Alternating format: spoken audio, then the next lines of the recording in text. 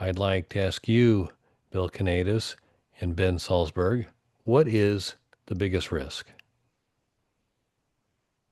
I look at two different risks. One as an investor slash investment, and one is a developer slash development. So if we're talking about the development aspect first, because as I mentioned earlier, Ben and I spend our money up front first before we go to the investors looking for their money. We do a lot of work up front to mitigate that risk. And in any development, nothing ever goes perfect. As much as we think it's going to be great, it's not going to rain tomorrow. We're going to have sunshine for 3 weeks, and the bulldozers will be out there, and all of a sudden we get rain for 3 weeks, and the holes we just dug flood, right? So you got to be able to have that in your underwriting, right? So when I tell somebody it's going to be 10 to 12 months, I underwrite it 14 months in case we have an additional 4 months of interest reserve or operational losses. So we try to mitigate all that risk up front. When you're looking as an investor slash investment, then the advice I always give to my own friends is look at the first. Let's start with the development team, right? Do they know how to develop, whatever it is? Is it a Starbucks? Is it self storage? Is it car washes? Make sure you're right with the right development team. Make sure they have experience, obviously.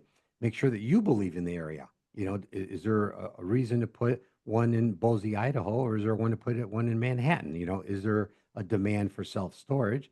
And then who's operating it? Is it the Bill and Ben show, or is it an operator who knows what they're doing? Is it the first time they're operating, or do they have billions of dollars of annual revenue in this space? So I think there's various checklists to kind of mitigate that risk, and then at some point you got to say I'm all in and dive in and know that if there is any problems, your partners will communicate that with you, right? Because it's very, very important to always have communication, with your lender, with your investor, with your general contractor, with the village. Ben's an elected official. And when you're working with the communities, you have to perform. You can't tell them one thing and do something else, right? So communication for me is always the best. And I agree with you on that, Bill. Making sure the constituents in the area, which are mine, and that they like what we're building and developing in the community, and to mitigate that risk of any type of fallout of people being frustrated, being built self storage in their neighborhood.